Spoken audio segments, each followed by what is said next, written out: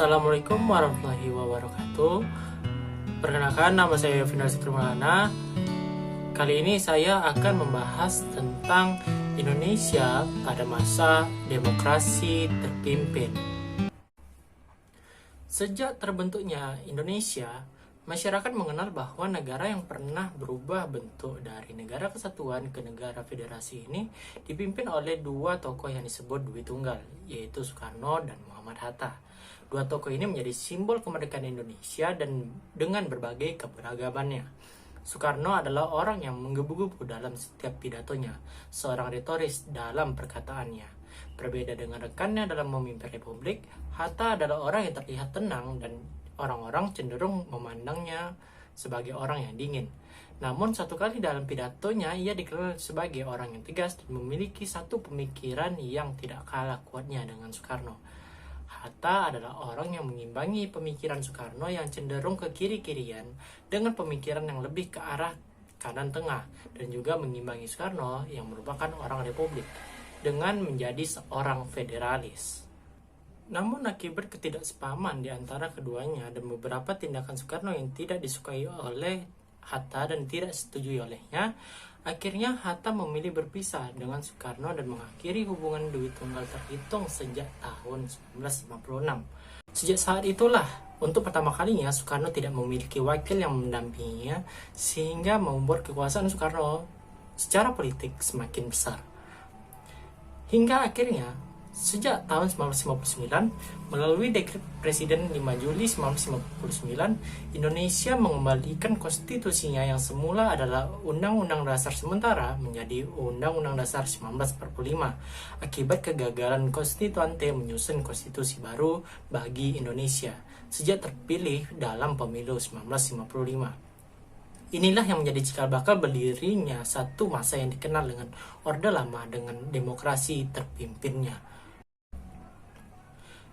Ketika setelah pemilu 1955 selesai dan diketahui pemenangnya, maka segeralah dibentuk satu badan yang khusus untuk membuat undang-undang dasar yang baru menggantikan UUDS.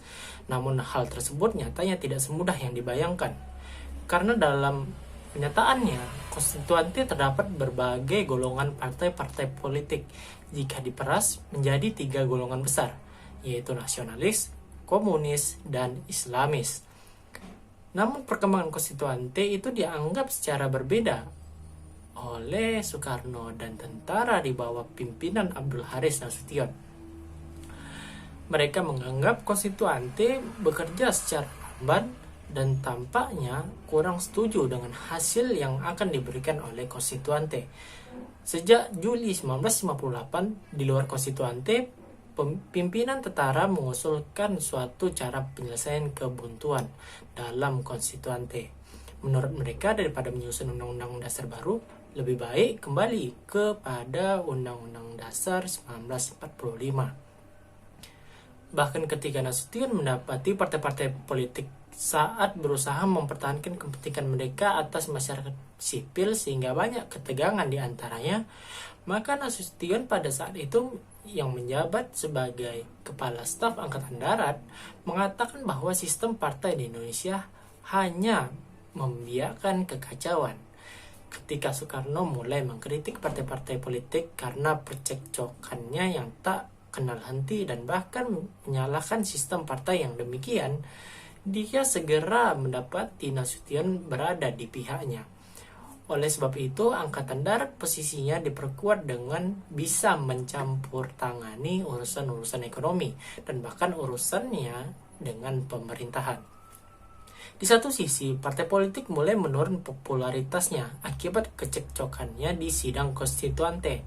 Maka ini semakin membuat Angkatan Darat bisa berpeluang untuk masuk ke politik.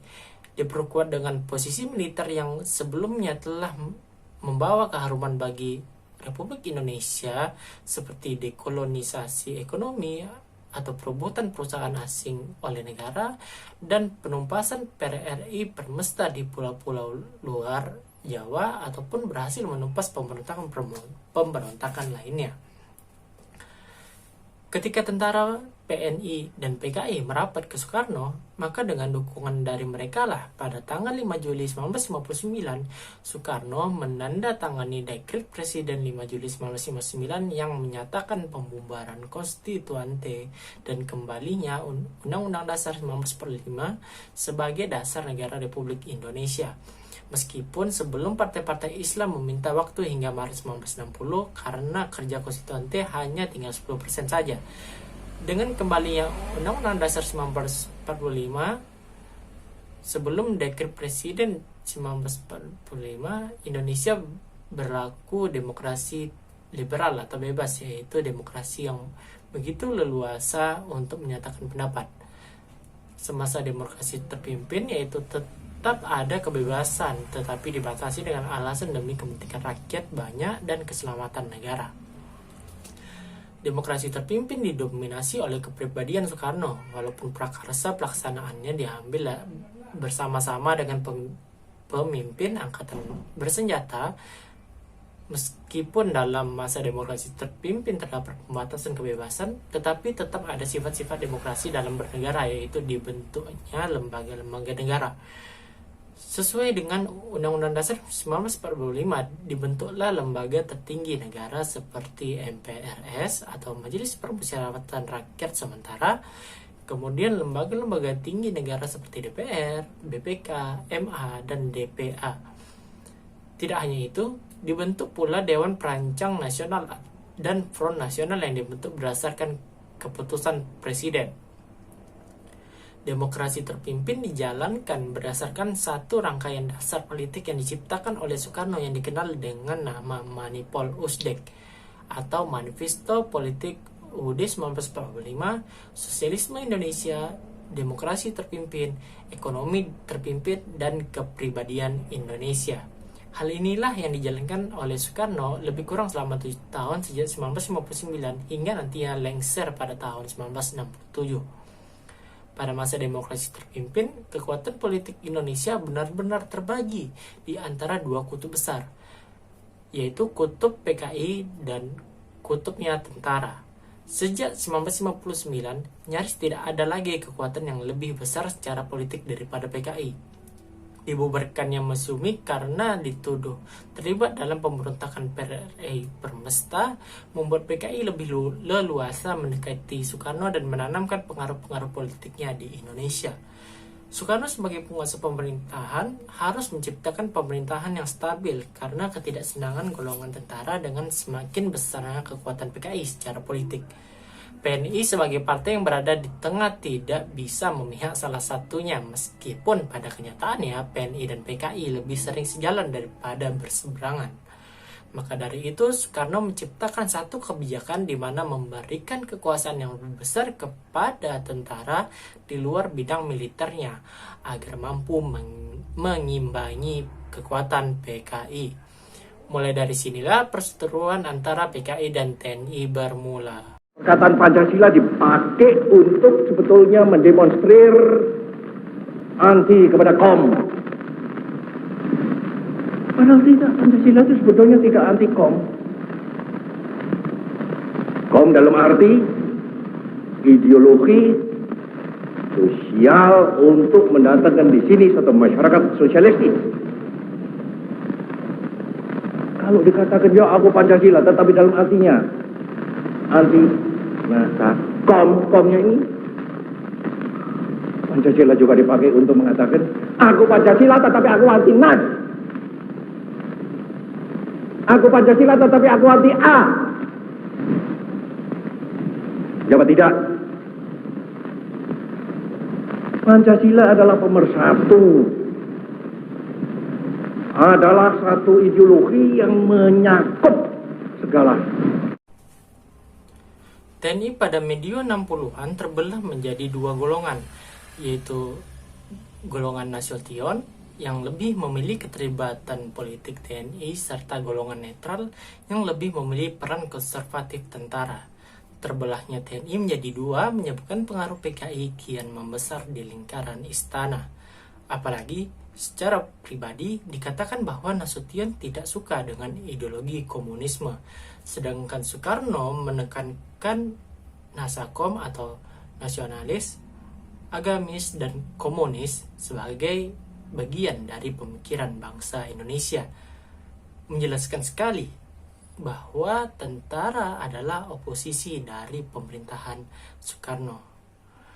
Beberapa kebijakan Soekarno yang dipengaruhi oleh PKI adalah konfrontasi dengan Malaysia pada tahun 1963 hingga 1966, pembentukan Poros Jakarta-Peking, pembentukan Konevo, dan proyek-proyek mercusuar ala negara-negara komunis. Tidak lain adalah ide-ide Soekarno yang mendapat dukungan penuh dari Partai Komunis Indonesia. Hal tersebut sebenarnya tidaklah mengherankan, karena Soekarno sendiri menentang imperialisme dan kolonialisme Barat, dan sejak berakhirnya Perang Dunia II, atau tepatnya sejak 1950-an, Soekarno gencar menggaungkan bahaya nekolim atau neokolonialisme dan imperialisme. Kondisi pada masa itu bahkan tergambar di dalam lagu-lagu seperti Bersukaria yang diciptakan oleh Soekarno dan dinyanyikan oleh Titiek Puspa, Bing Slamet, dan artis-artis lainnya. Meskipun begitu, PKI di daerah-daerah melakukan banyak aksi sepihak yang sangat merugikan rakyat di luar golongannya atau yang tidak setuju dengan mereka. Peristiwa Bandar Betsi adalah salah satu peristiwa yang diingat karena juga ditampilkan pada film G30S PKI, di mana PKI melakukan aksi-aksi sepihak dengan mengambil paksa tanah milik orang lain dengan dalih merupakan tanah negara dan menuduh yang tidak sepaham dengan mereka adalah antek asing dan sebagainya. Puncaknya pada tahun 1965 terjadi ketidakstabilan politik, krisis ekonomi yang melanda akibat proyek-proyek mercusuar dan konfrontasi dengan Malaysia, serta hal lainnya yang menyebabkan ketidakpercayaan rakyat terhadap Soekarno sebagai pemimpin. Hal ini diperparah dengan isu Dewan Jenderal yang memperuncing konflik perang dingin antara PKI dan TNI. Namun begitu, Soekarno masih memilih netral terhadap hal tersebut hingga terjadi peristiwa G30S yang menyebabkan tewasnya 7 pahlawan revolusi. Setelah peristiwa G30S tersebut, relatif kekuatan Soekarno menurun secara perlahan-lahan dan kekuatan tentara secara politik meningkat tajam karena kepercayaan rakyat terhadap golongan tentara yang merupakan penggerak dari pembersihan PKI tahun 1966 hingga 1967. Hingga pada akhirnya pada tahun 1967, Soekarno harus memberikan pidato pertanggungjawabannya di hadapan MPRS dengan Nawaksara dan pelengkap Nawaksara. Panca adalah 5. Nah ini 9 pokok ini saya namakan apa? 9 di dalam bahasa Sanskrit adalah Nawa. Eka, Dwi, Tri, Catur, Panca, 6 Syam, 7 Sapta, 8 Hasta, 9 Nawa, 10 Dasa. Jadi saya mau beri nama pertama dengan perkataan Nawa. Nawa apa? Ya karena saya tulis, saya mau beri nama Aksara. Terus Nawa Aksara, atau disingkatkan Nawa Aksara. Di mana pidato pertanggungjawaban pertama ditolak oleh MPRS. Kedua pidato pertanggungjawaban tersebut ditolak MPRS dan membuat Soekarno jatuh dan naiknya Soeharto ke kursi Presiden Indonesia. Dengan jatuhnya Presiden Soekarno dan naiknya Presiden Soeharto ke tahta Presiden Indonesia, maka berakhir pula masa pemerintahan Orde Lama dan diganti dengan pemerintahan Orde Baru. Sekian penjelasan dari saya tentang Indonesia pada masa Orde Lama, yang mana dimulai pada tahun 1959 sejak dikeluarkan dekret Presiden 5 Juli hingga berakhir pada pidato pertanggungjawaban Presiden Soekarno pada tahun 1967. Apabila ada kesalahan perkataan saya mohon maaf. Saya akhiri. Assalamualaikum warahmatullahi wabarakatuh. Sampai jumpa.